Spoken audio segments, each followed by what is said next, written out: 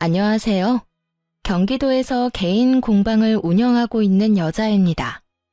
다른 공방들처럼 예약제로 운영하고 있어서 쉬는 날은 자유로운 편인데요. 요즘 들어 부쩍 일욕심이 생겨서 휴무 없이 엄청 달렸습니다. 사실 얼마 전에 이혼을 해서 일부러 잡생각하지 않게끔 일에 몰두한 것도 있어요. 오늘은 큰 마음 먹고 오랜만에 휴일을 만끽하며 제 이야기를 털어놓으려 합니다. 여러분께서도 같이 사연 들어주시고 새 출발을 응원해주시면 감사하겠습니다. 어릴 적 제가 나고 자란 동네는 부잣집 많기로 소문난 곳이었어요. 저희 집은 외제차 여러 대 보유하고 운전기사 고용하고 이런 집은 아니었습니다. 그래도 비교적 여유로운 부모님 덕분에 돈 걱정 없이 좋은 환경에서 살았죠. 성인이 된 이후에는 본가의 땅값이 예전보다 더 많이 올랐더라고요. 그래서 부모님은 집을 팔고 새 아파트로 입주하셨어요. 남은 돈으로는 두 분의 노후를 준비하셨고 그 다음으로는 꽤 오래전부터 소유하고 있던 5층짜리 건물을 제게 선물해 주셨죠. 늦둥이 외동딸이라 그런지 할 수 있는 건 다 해주고 싶어 하셨거든요. 아낌없이 지원받은 만큼 부모님께 조금도 실망스러운 모습 보이기 싫었어요. 하지만 그럼에도 결혼 생활을 억지로 이어갈 수는 없었답니다. 부모님이 주신 5층 건물 중 1층은 처음부터 제 가죽 공방으로 썼어요. 사실 공방이라는 게 수입이 엄청 들쑥날쑥합니다. 부모님 덕에 월세를 받을 수 있어서 그나마 꿈은 지킬 수 있었죠. 어릴 때는 너무 들뜬 나머지 건물주 됐다고 여기저기 자랑하고도 싶었어요. 하지만 부모님은 그 누구에게도 말하고 다니지 말라고 신신당부하셨죠. 그래서 가까운 친구는 물론이고 결혼할 사람에게도 굳이 밝히지 않았어요. 마이너스 재산이 아니라면 알릴 필요는 없다고 생각했거든요. 결혼 전 예비 시댁에 인사하러 갔을 때 일이에요. 과일 바구니를 사기는 했지만 여전히 손이 좀 허전하길래 구하기 어렵고 질 좋은 가죽으로 예비 시모의 지갑을 만들어 갔습니다. 장보러 갈 때 쓰는 편하게 들 수 있는 지퍼 달린 지갑을 만들어 드리고 싶었죠. 그런데 예비 시모는 제 선물을 대놓고 안 좋아하더군요. 그래도 센스 있는 예비 신랑이 세상에 하나뿐인 거라며 치켜 세워준 덕분에 다행히도 자존심만은 지킬 수 있었습니다. 예비 신랑뿐만 아니라 형님 될 분도 실력이 대단하다고 칭찬해 주셨고요. 형님은 어떻게 이렇게 귀한 걸 만들었냐면서 자기도 받을 수 있냐고 물으셨어요. 시모에게서 바랬던 반응이 형님에게서 나오자 기분이 좀 이상했죠. 꼭 만들어드리겠다고 했더니 고마웠는지 형님이 그날 하루 종일 잘 챙겨주셨어요. 그때부터 형님만큼은 언제나 내 편이겠구나 직감했던 것 같아요. 시모는 밥 먹는 내내 시큰둥하다가 뜬금없이 부모님이 어디 사시냐고 물어봤어요. 대답하니 땡땡동이면 땡땡 아파트 있는 곳인가 하며 혼자 중얼거리더군요. 맞다고 하니 또 무슨 일 하시냐고 형식적인 질문을 하길래 사업하신다고 대답했죠. 머릿속으론 이 불편한 자리가 언제 끝나나 생각하면서요. 그런데 그때부터 시모의 눈빛이 갑자기 초롱초롱해지더군요. 가라앉았던 목소리도 전과는 다르게 높아졌고요. 게다가 한쪽으로 치워둔 제 선물을 다시 주섬주섬 꺼내보더니 마치 방금 선물 받은 것처럼 지갑 너무 잘 쓰겠다면서 해맑게 웃는 거 아니겠어요? 부모님 배경 듣고 태도가 싹 바뀐 시모를 보며 좀 속보인다 싶었어요. 그나마 식사 자리 다 끝나고 민망해하는 예비 신랑의 사과에 마음을 풀 수 있었죠. 결혼 생활 해보니까 그때 남편을 시원하게 뻥 찼어야 했는데 하고 후회됐어요. 모자란 남편보다 형님이 훨씬 더 든든한 존재가 돼주셨거든요. 시모는 뭐 말할 것도 없이 최악이었네요. 물론 결혼하고 얼마 동안은 엄청 잘해주는 척 했습니다. 그런데 시모의 이중성을 알게 된 이후로 도무지 못 견디겠더라고요. 때는 결혼 후 맞이한 첫 명절날이었어요. 신혼여행 다녀오고 나서 한동안 삶에 치여 바쁘게 지냈기에 공식적으로 처음 시댁에 방문하는 날이었죠. 그날부터 시모의 만행은 시작됐습니다. 똑같은 며느리인데 시모는 민망할 정도로 형님과 저를 대놓고 차별하더군요. 저를 마구 구박했느냐고요? 아니요. 시모는 형님에게만 일을 시키고 어떻게든 트집을 잡아서 형님만 혼내더라고요. 아이고, 오늘은 그냥 명절이 아니야. 우리 새아가 귀한 새 사람들인 첫 명절이라고. 알지? 너 제대로 해야 한다. 네, 어머님. 평소보다 더 신경 써서 음식할게요. 새아가, 너는 나랑 가서 이야기 좀 하자꾸나. 어머님, 저도 형님 음식하시는 거 도울게요. 어머, 네가 뭘 안다고 그래? 어디 음식 할 줄이나 알고? 처음이니까 너무 애쓰지 않아도 된다. 음식은 첫째가 다 할 테니까 넌 걱정 말아라. 아니, 그래도... 그래, 동서. 난 괜찮으니까 오늘은 편하게 있어. 너무 불편해서 곤란한 얼굴로 형님 쪽을 보자 형님은 웃으면서 괜찮다는 신호를 보내셨어요. 솔직히 그때까지는 진짜 제가 서투니까 시모가 손을 못 대게 하는 건가 싶었거든요. 그런데 지켜보니 그냥 형님과 저를 차별하는 거더라고요. 시모는 음식하는 형님을 가만두지도 않고 툭 하면 거실로 호출했는데 형님은 짜증 부리는 기색 한 번 없이 온화한 웃음을 지으셨어요. 거기다 시모는 저는 우리 새아기 하면서 부담스럽게 부르면서 형님은 그저 예 라고 차갑게 부르는 거 있죠. 예, 너 잠시 여기 좀 와보렴. 네, 어머님. 뭐 필요하세요? 기름 냄새가 온 집안에 퍼지니까 속이 너무 안 좋구나. 요한마트 가서 콜라 몇 병 좀 사와. 어머님, 그럼 매실을 타드릴까요? 콜라보다 더 건강에 좋을 거예요.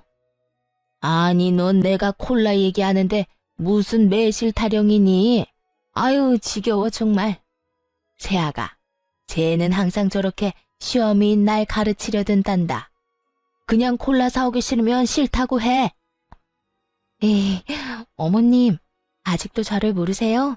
콜라 사오기 싫으면 싫다고 솔직하게 말씀드리죠. 냉장고에 매실청 한가득 있길래 한번 말씀드려 본 거예요. 그럼 얼른 가서 사올게요. 어머머, 너 보자 하니까 정말. 지금 새아가 앞에서 나 약 올려? 형님, 어머님, 제가 얼른 가서 콜라 사올게요. 형님 혼자서 계속 고생하고 계신데 저는 아무것도 안 했잖아요. 심부름이라도 하게 해주세요. 그럼 그럴래, 동서? 고마워. 처음에는 형님이 시모에게 꼼짝 못하는 줄로만 알았거든요. 그런데 다행히도 할 말은 다 하고 계시더라고요. 응? 아유, 어쩜 착하기도 해라. 예, 네 동서 마음씨 예쁜 거 봐라. 우리 둘째가 신부감은 잘 골랐어, 정말. 어머, 어머님, 그런 말씀하시면 장남이 서운해할걸요? 제가 다 잃을 거예요. 으유, 내가 뭐 말을 못한다. 남들은 아무것도 모르고 착한 맏며느리를 잡는다고 하는데 아주 억울해 죽겠어. 그럴 리가 있나? 내가 오히려 당하는 입장이구만. 사실 제 눈에는 시모가 못살게 구니까 형님도 맞받아치는 걸로 보였어요.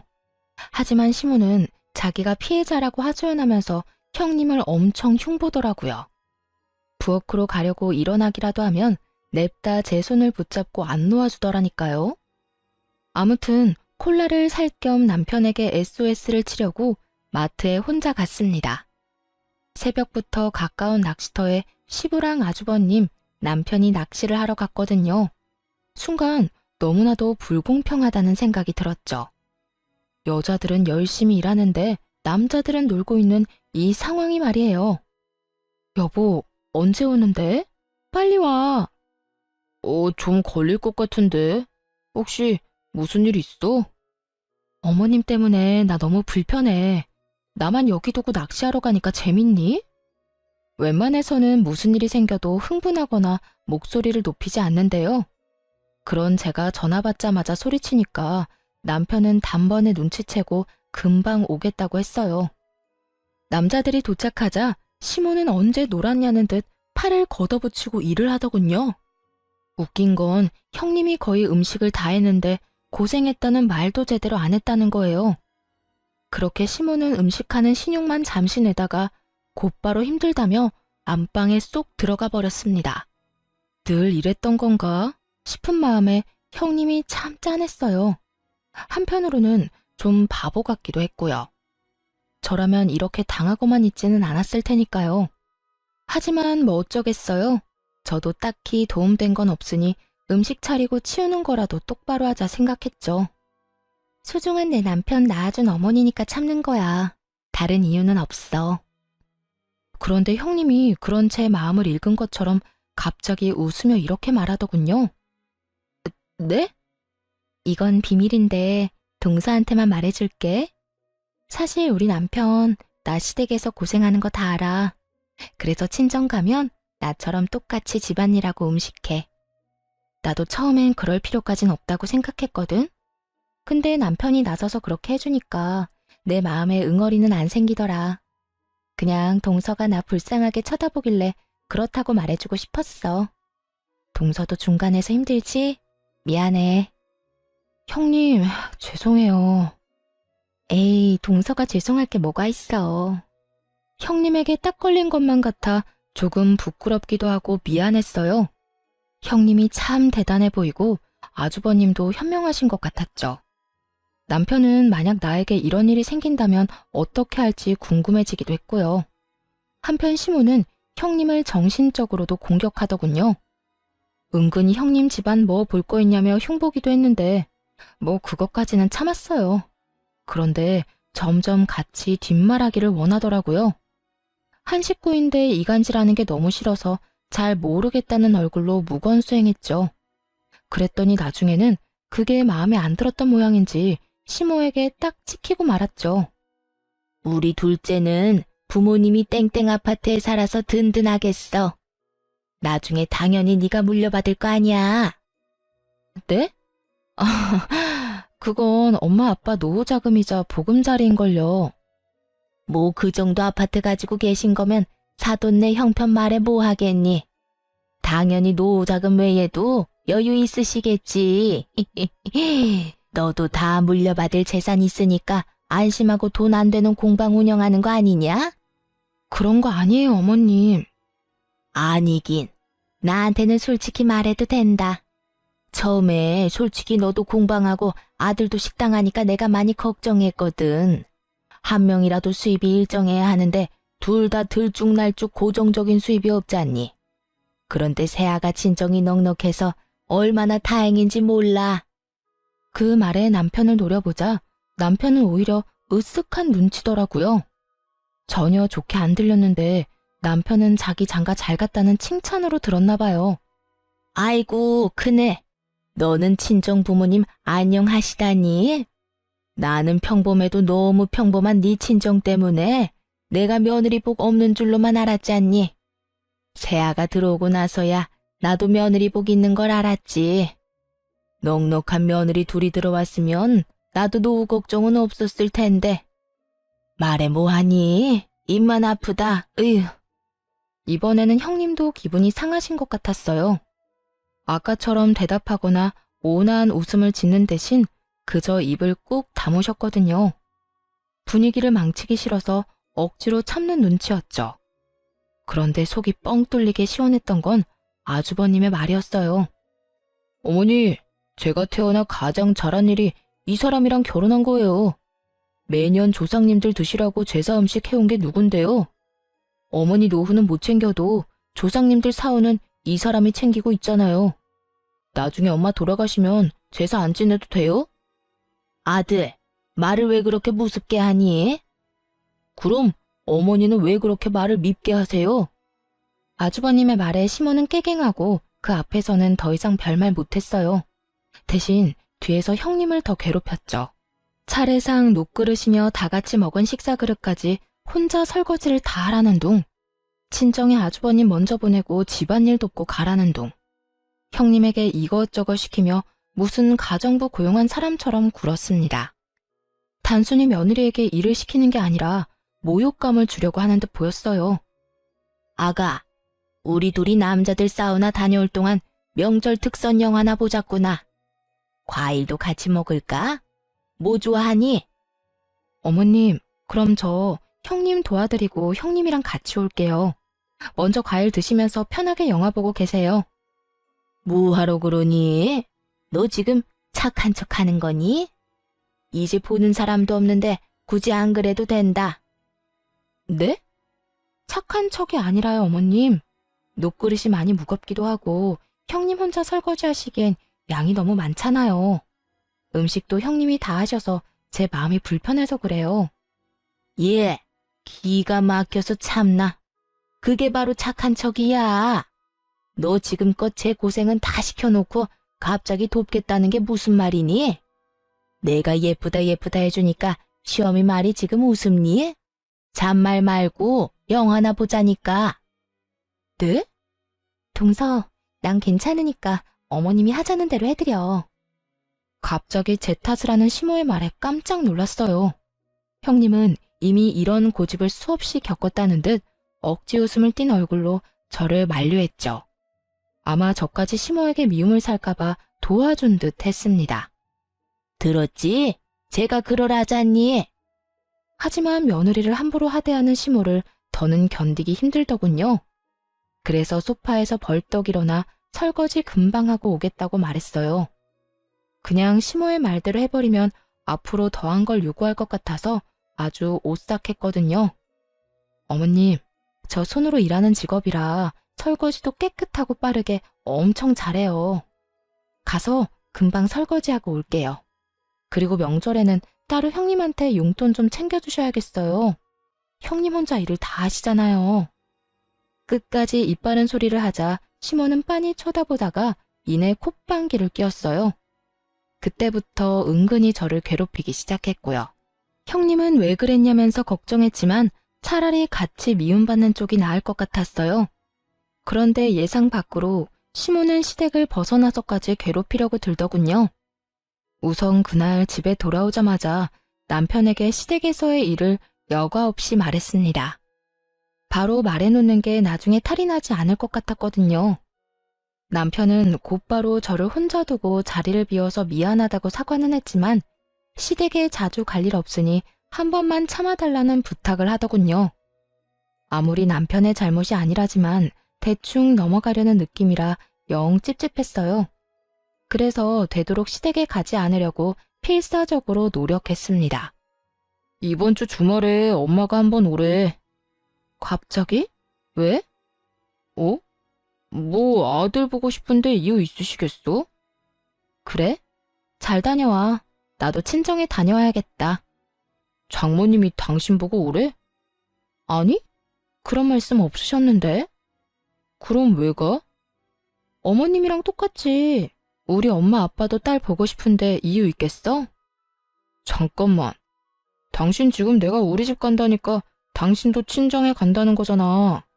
좀 유치하네. 부부는 일심동체 함께 움직여야지. 원래 여자는 남편 가는 곳 따라가는 거야. 자기가 그때 나보고 시댁에는 자주 갈 일 없을 거라며? 부부가 일심동체면 나랑 우리 집 같이 가면 되겠다. 진짜 치사하게 그럴 거야? 우리 엄마가 뭐 잡아먹어? 진짜 중요한 날 아니고서야 시댁에 갈 필요 없다며. 그러자 남편은 할 말이 없으니 입을 꾹 다물더라고요. 하지만 생각이 짧았던 걸까요? 시댁에 남편만 보내니까 시모가 엄청 약올랐나 봐요. 그 이후로 가게에 찾아오는 깜짝 이벤트를 준비하셨더라고요. 어머님, 여긴 어쩐 일이세요? 어쩐 일이긴. 보고 싶어서 겸사겸사 왔지. 넌 어떻게 통 얼굴을 안 비추니? 저 보러 여기까지 오신 거예요? 미리 연락해 주셨으면 점심이라도 같이 먹는 건데.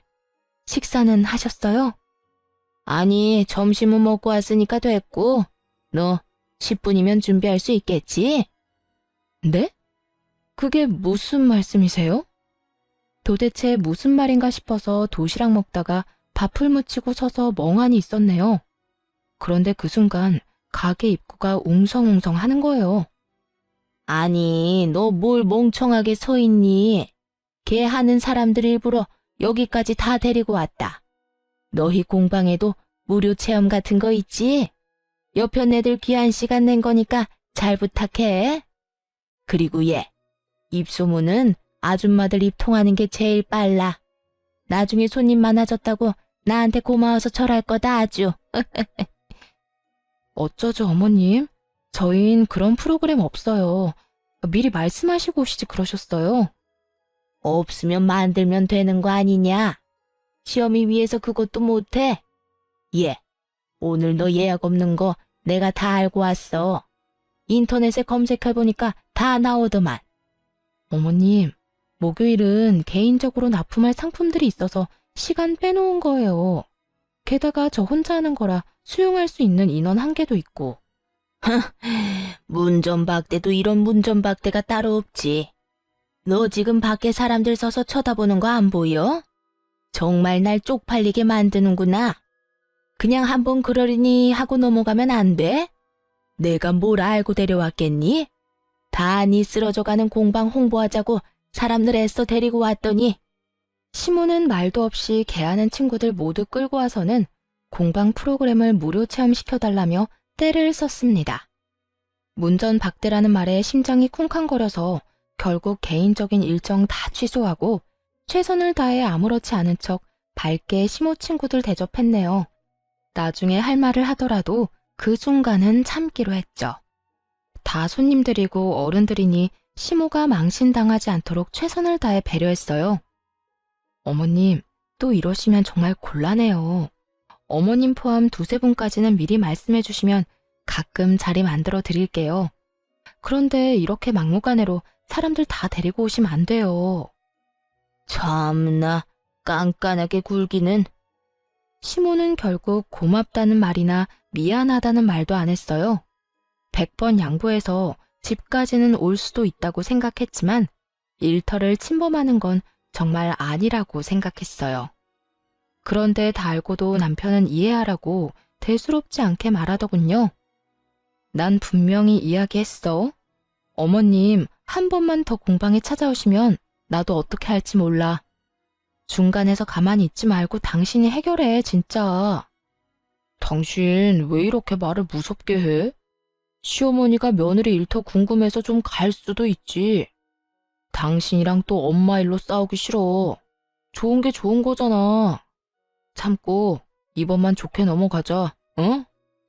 가만 보니까 당신 언제나 어머님 일이면 얼렁뚱땅 넘어가려 하는구나. 말이 전혀 통하지 않는 우유부단한 남편. 그리고 친구들이랑 조만간 또 공방에 갈 수도 있다고 통보 문자를 보낸 시모. 이 둘을 보니 속이 부글부글 끓었습니다. 오죽했으면 친정엄마에게 이혼을 하고 싶다고 상담까지 했다니까요. 엄마, 내가 아무리 남편한테 중간에서 역할 똑바로 하라고 말해도 소용없어. 어머님도 너무 뻔뻔해서 대화가 전혀 안 통하고. 금요일에 이혼 전문 변호사랑 상담해보려고. 아니, 안싸도는 왜 나서서 조용히 잘 살고 있는 부부 이혼을 조장한다니? 그렇게 안 봤는데 심보가 고약하네. 딸, 우선 딱 3번까지만 참아봐. 그 이상을 넘으면 가차없이 버리는 거고. 일단 엄마가 한번 나서야겠네. 황서방이 지금 무슨 상황인지 알게끔 정신부터 차리게 해줘야겠어. 엄마는 본때를 보여주겠다며 아빠를 데리고 남편이 운영하는 식당에 찾아갔습니다. 물론 시모가 한 것처럼 친구들을 데리고 연락 없이 들이닥쳤죠. 그리고 나중에 속 시원한 얼굴로 후기를 말씀해 주셨는데 아주 쌤통이었어요. 황서방, 나왔네. 장모님? 갑자기 어쩐 일이세요? 어쩐 일이긴, 자네 보고 싶어서 왔지. 미리 연락 주시고 오셨으면 좋았을 텐데. 에이, 이 사람아. 가족끼리 무슨 연락이야. 그냥 오다 가다 들러서 한 끼 먹고 가는 거지. 게다가 황서방 식당은 브레이크 타임도 없지 않나. 그렇긴 한데 보통 이때는 점심 장사 끝나고 숨 돌리는 시간이거든요. 그래도 오셨으니까 제가 금방 맛있게 해드릴게요. 그럼 오늘 밥은 황서방이 사주는 건가? 아유, 장모님, 당연한 말씀을 하세요. 여기까지 오셨는데 자위가 어떻게 밥값을 받아요? 그래? 좀 많이 먹을 것 같은데. 어, 장인어른도 오셨어요? 그럼 나 혼자 왔겠어? 어서들 들어와. 아니, 우리 골프 모임 사람들이 황소방 가게 하도 궁금하대서 다 데리고 왔지. 에? 걱정 마. 저 사람들 중에 유명한 블로거도 있거든? 자네 식당 홍보 아주 잘해줄 거야. 아이고, 우리 사위가 오늘 쏜다네. 먹고 싶은 거 걱정하지 말고 다 시켜. 남편은 10명 정도 되는 부모님 손님들을 대접하다가 아무리 생각해도 보내는지 저에게 전화를 했어요. 정말 너무한 거 아니야? 장모님이랑 장인어른 골프 모임 사람들 다 데리고 식사하러 오셨어. 이 시국에 자영업하는 사이 생각하면 이러시면 안 되는 거잖아. 아니 여보, 식당에 밥 먹으러 가는데 뭐 문제 있어? 문제가 있냐니. 난 장모님 혼자 오신 줄 알고 계산하지 말라고 한 거지. 그런데 갑자기 우르르 몰려오더니 사위가 쏘는 음식이라 선언하시는 거야. 그때부터 사람들 공짜라고 아주 신나서 여러 음식 주문해서 먹는데 아우 저게 다 얼마야 진짜. 아니 우리 엄마도 공짜로 안 먹는데 장모님 장인어른 정말 너무하신 거 아니야? 우리 엄마는 말이야 친구분들 데리고 와도 칼같이 계산하셔. 나도 어머님이랑 어머님 친구분들이 갑자기 공방에 오셨을 때 돈 안 받았어. 열심히 공방 프로그램 체험시켜드리고 선물도 나눠드렸는데 다 무료였다고. 혹시 나 그때 돈 받아야 하는 거였어? 뭐? 아, 알겠어. 그럼 어머님께 입금해달라고 해야겠네. 와, 설마 너 지금 일부러 이러는 거야? 혹시 똑같이 해달라고 장모님한테 부탁했어? 딱히 그런 건 아닌데 신기하게 비슷한 상황이긴 하지. 아이 참 어쩌겠어. 우리가 어른들께 맞춰가야지. 당신이 좀 참아. 좋은 게 좋은 거잖아. 안 그래? 남편과 똑같이 사람 좋은 척 굴자 수화기 너머로 안절부절 못하는 남편의 반응이 느껴졌어요. 황서방, 뭐 하나? 여기서 주문 더 받아야지. 어떻게 해? 사람들 맛있다고 난리야. 네, 장모님. 집사람이랑 통화 중인데 금방 가겠습니다. 그래, 그래. 아유, 입맛에 맞는지 다들 내일 또 오자고 난리야. 네? 내일 또요? 아, 당신 방금 들었지? 응, 그게 뭐? 어머님도 친구들이랑 또 공방 오겠다고 문자하셨어. 나는 어머님 모시고 당신은 우리 엄마 아빠 모시면 되겠네. 내가 진짜 잘못했어. 미안해. 엄마한테 당신 공방 앞으로 절대 가지 말라고 할게. 응? 그래? 알겠어. 그럼 고맙고. 그렇게 말해도 들은 척도 안 하던 남편은 자기가 불리해지니 그제야 나서더군요. 당연히 친정 부모님은 그날 밥값 다 계산하시고 가셨습니다. 돈이 없는 것도 아닌데 힘들게 일하는 사위한테 어찌 얻어먹겠냐고 덧붙이시면서요. 아마 남편은 속으로 엄청 찔렸을 거예요. 집에 돌아와서도 아무 말 못하고 제 눈치 보더라고요. 그 이후로 정말 거짓말처럼 시모의 괴롭힘은 사라졌습니다. 그새 남편한테 일렀냐며 연락이 올 줄 알았는데 그런 것도 없이 평화로웠죠. 아무리 심보 못난 시모라 해도 자기 자식 힘든 건 싫은 모양이죠. 하지만 저는 이미 그때 이후로 남편에게 정이 확 떨어졌어요. 그래서 마음속으로 서서히 이혼을 결심하고 있었죠. 그러던 중 시댁에 안 좋은 일이 생겨버렸습니다. 다름 아니라 교통사고가 나서 아주버님의 하반신이 마비됐거든요. 이 때문에 남편에게 이혼에 대한 이야기를 꺼낼 타이밍을 놓쳐버렸어요. 아이고, 이게 무슨 일이야 정말. 우리 장남 앞으로 어떡하니? 어머님, 진정하세요. 진정하게 생겼어? 결혼을 잘못해서 이렇게 지질이 복도 없는 거야. 결혼만 잘했어도 인생 잘 풀릴 사주라고 내 아들이. 그 말을 끝으로 원망스럽게 형님을 노려보는 시모였습니다. 이젠 하다하다 말도 안 되는 이유로 형님께 화풀이를 하더군요. 어머니, 저 괜찮으니까 이제 그만 돌아가세요. 이 사람이 제일 고생하는데 어떻게 그런 식으로 말씀하세요? 그것도 식구들 다 있는 앞에서. 속상해서 그랬다, 속상해서. 형, 엄마한테 왜 그래? 힘든 건 알지만 선은 지키자. 지금 네 형수 얼굴 반쪽 된 건 안 보여?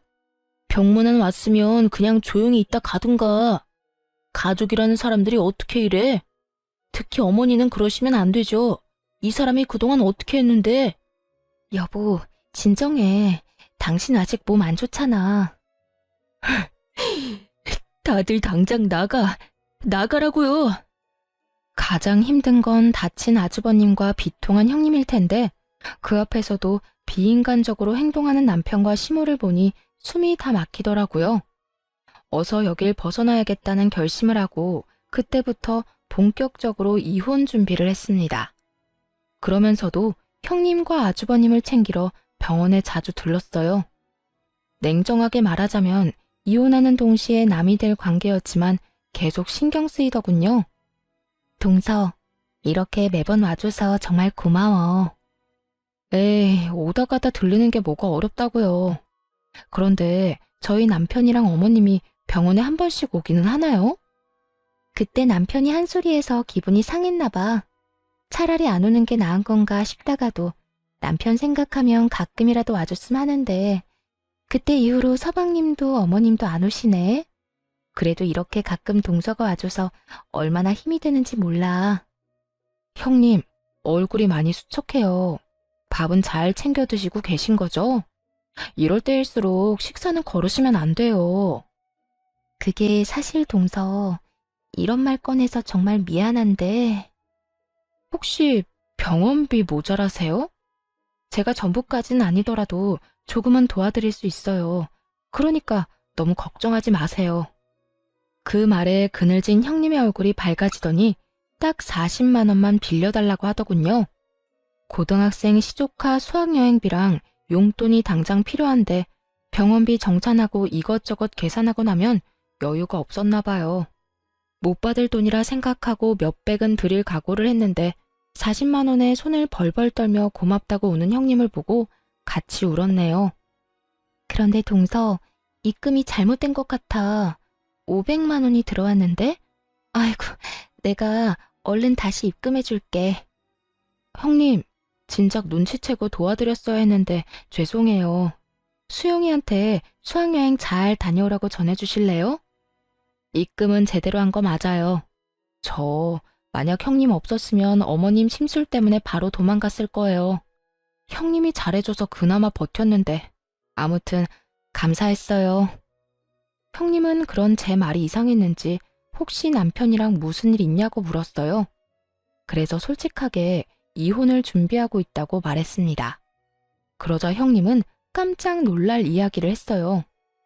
우리가 어머님 심술 참은 것도 다 이민 가면 안 보고 사니까 그런 거였어.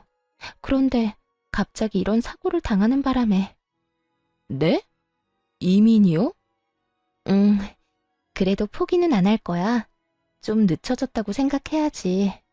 아직은 우리나라보다 외국이 장애인 복지가 더 좋잖아. 저 사람을 위해서라도 꼭 가야지.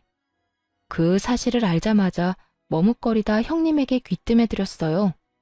사실 남편이랑 각각 500만 원씩 해서 1000만 원 맞춰서 드리고 싶었는데 남편이 절대 못 준다고 질색했다고요.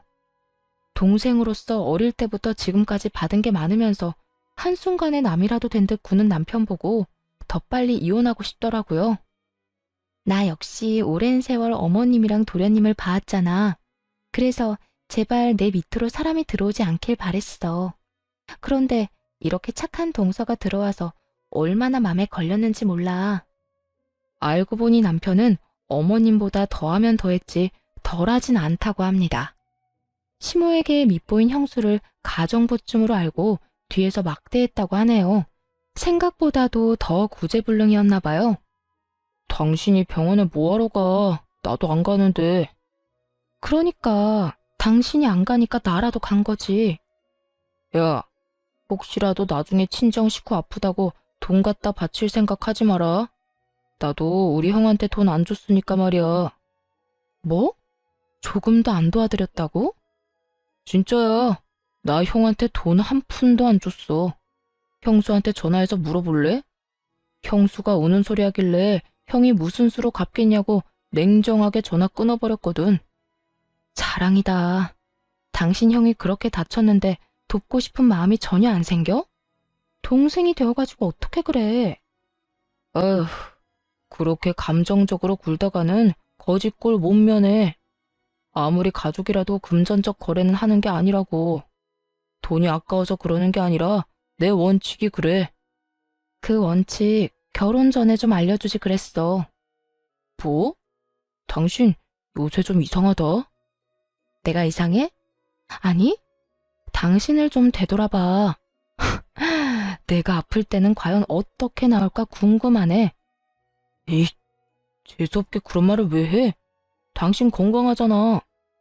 그렇게 따지면 아주버님은 뭐 건강하지 않으셨어? 한참 싸우다가 인성 모자란 남편놈을 못 알아보고 결혼한 게 내 죄다 싶었어요. 더 이상은 시간 낭비라는 생각이 들어 그만 입을 다물었네요.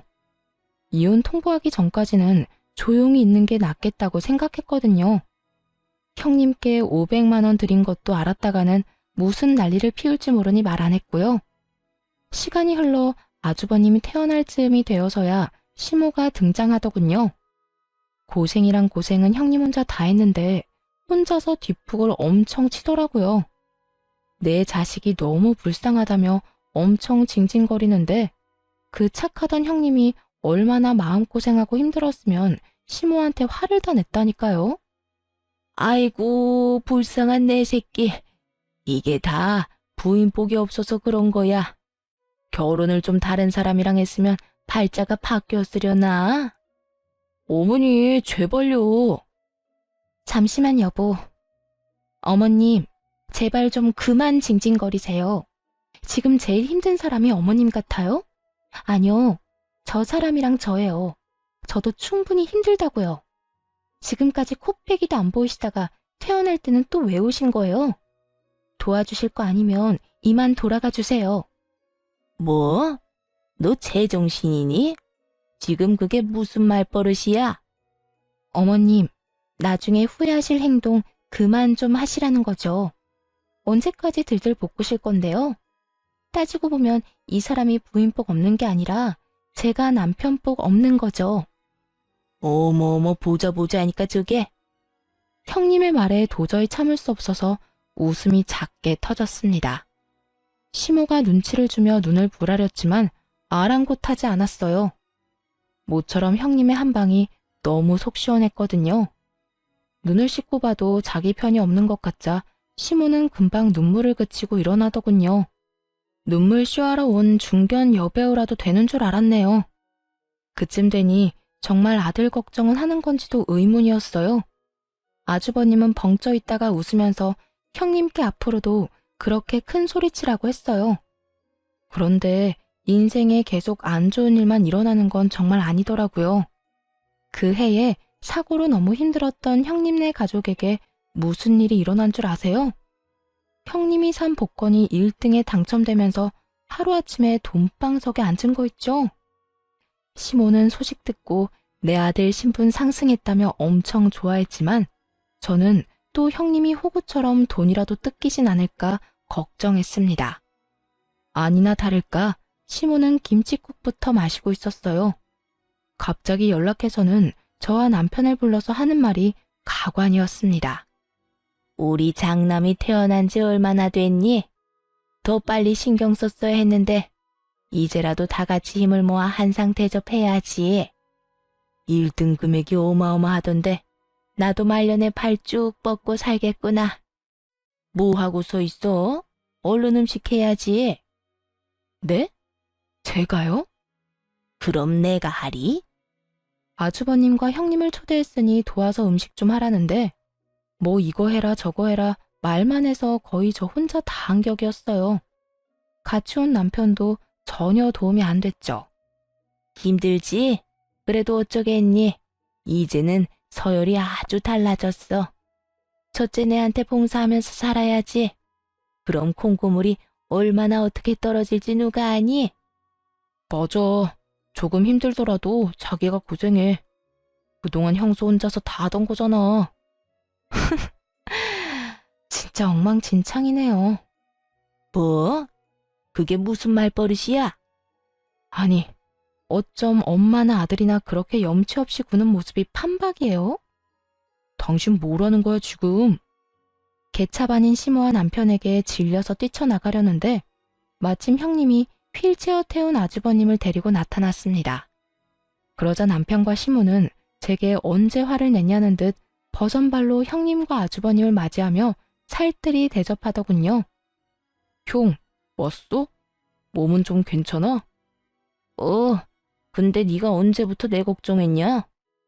에이, 또 섭섭하게 뭘 그렇게 얘기해. 아이쿠, 예쁜 내 새끼들 왔어? 네? 제가 잘못 들었나 봐요, 어머님. 이제는 뭐 내 아들이나 너나 다 내 새끼지. 함께한 세월이 얼마나 흘렀냐? 긴 세월 네가 참 고생 많이 했다. 그래도 이렇게 고생 끝에 선물이 오는 법이야.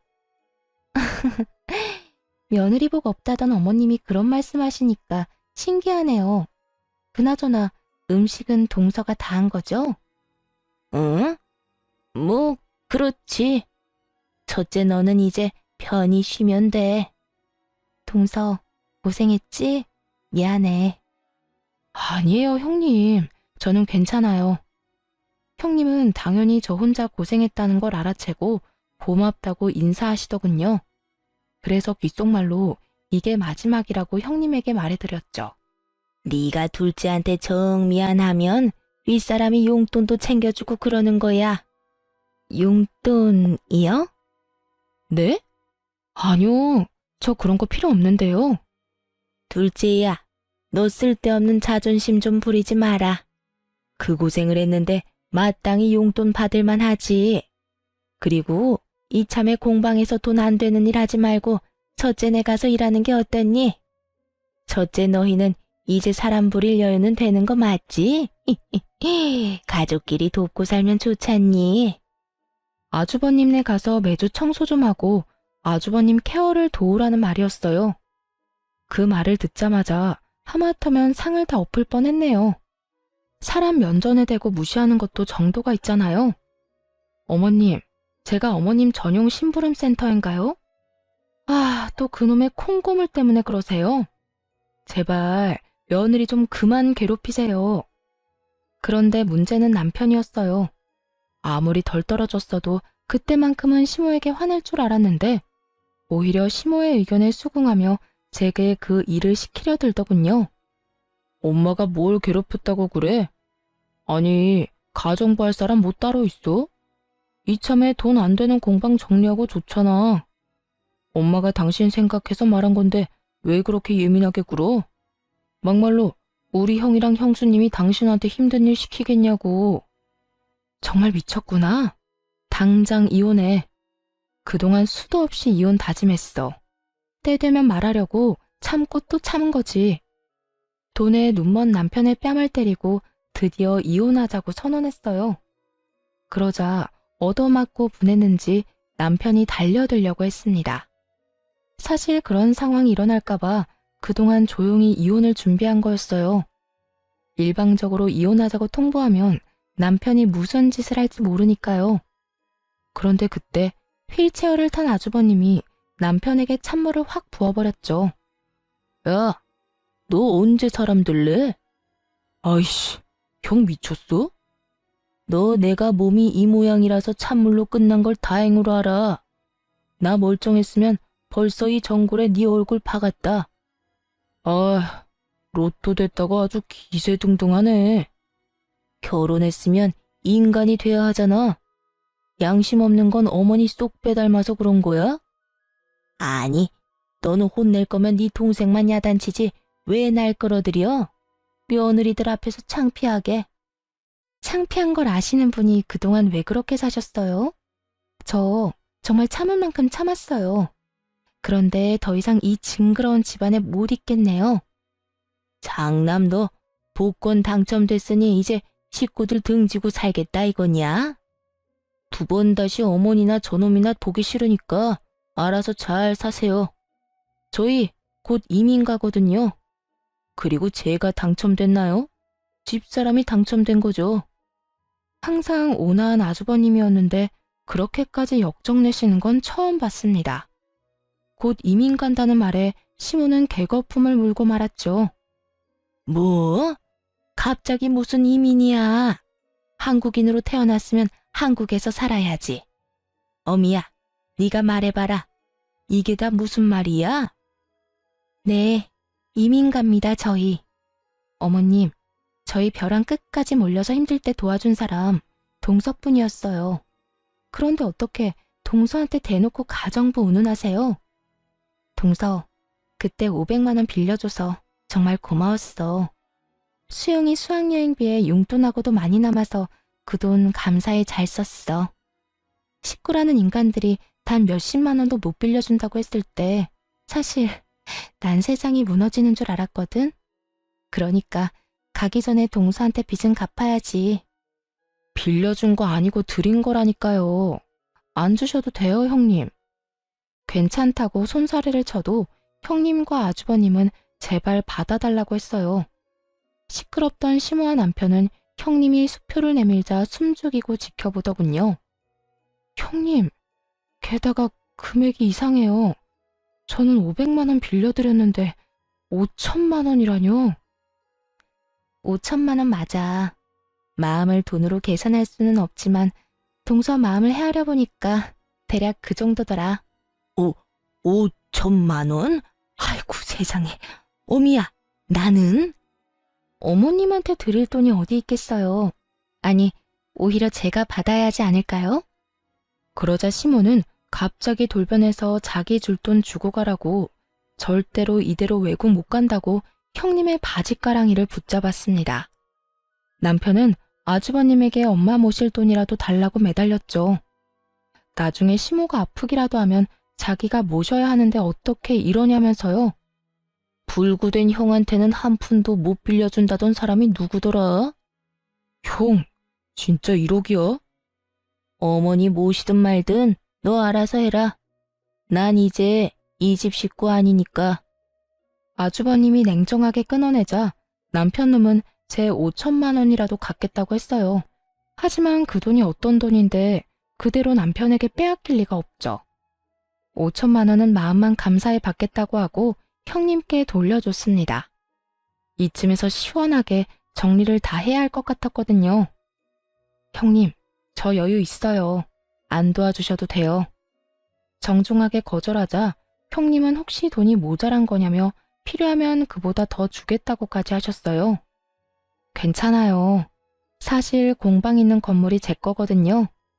다들 무시하지만 공방도 엄청 잘 되고 있고 매달 월세 받으면서 살아요. 그래서 저는 이혼해도 여유 있어요. 당신, 그게 무슨 말이야? 나한테는 전혀 그런 얘기 안 했잖아. 내가 왜 당신한테 말해야 해? 그야 우린 부부니까. 이혼할 건데 부부는 무슨? 얘기가 나온 김에 진작 준비했던 이혼 서류를 꺼내 남편 얼굴에 찰싹 던져줬네요. 형님은 그제야 제 말이 무슨 뜻인지 알겠다며 고개를 끄덕였어요. 아하, 그러니까 우리가 정말 시어머니 복이 없었던 거네. 그러니까요. 저는 남편 복도 없어서 이쯤 하려고요. 그나저나 어머님, 항상 며느리 복 없다고 우는 소리 하셨었죠? 그런데 알고 보니 복이 분수에 넘쳤던 거네요. 시모는 자기가 귀인을 못 알아봤다며 저와 형님에게 잘못했다고 매달렸어요. 돈 앞에 손바닥 뒤집듯 바뀌는 시모의 모습에 마지막까지 질렸네요. 남편은 아니나 다를까 제 재산도 다 자기 거라며 큰 소리를 치더라고요. 그래서 미리 상담받았던 변호사님한테 전화해서 스피커폰으로 현실을 들려줬어요. 죄송하지만 부모님께 증여받은 재산은 재산 분할에 들어가지 않습니다. 에? 지금 이 사람 변호사라고 이쪽에 유리하게만 말하지 마세요. 못 믿겠으면 너도 변호사 고용해서 물어보든가. 참, 너 그럴 돈 없지? 인터넷에 검색해봐. 다 나와 있으니까. 여보, 나한테 어떻게 이래? 아이고, 멀쩡하던 집안이 아주 콩가루 집안이 됐네. 그 이후 형님네는 가족 전체가 이민 절차 밟고 있다고 해요. 저도 해외가 아주버님께는 훨씬 나을 거라고 생각합니다. 착하게 살았던 만큼 복을 받은 형님네, 앞으로도 행복하게 살았으면 좋겠어요. 또 저는 멍청한 남편과 고약한 시모에게서 벗어나 이혼하고 광명 찾았습니다. 깔끔하게 재산 한 푼 안 주고 헤어져 평화롭게 살고 있죠. 처음에 합의 이혼 절대 안 해주겠다며 고집 부리던 전 남편은 소송 시작하면 억대 위자료 물게 할 거라고 겁주니 금방 깨갱하고 물러나더군요. 아, 그리고 형님이 주신 5천만 원은 결국 받았어요. 안 받으면 진심으로 서운하다고 종잣돈으로 쓰라 해서 통장에 모셔놨습니다. 전 남편은 졸지에 이혼당하고 홀어머니 모시게 됐다며 시모 엄청 구박한다 들었어요. 밥값은 해야 하지 않겠냐고 자기 식당에 시모 불러서 일 시키는 것 같던데 아주 끝까지 이상한 놈인 것 같습니다. 뭐 전 시모 인성이 그러니 자업자득이라 할 수도 있겠네요. 이번 일로 정말 모든 일은 다 부메랑처럼 돌아온다는 걸 절실히 깨달았답니다. 긴 사연 들어주셔서 감사드려요. 좋은 하루 보내시길 바랍니다.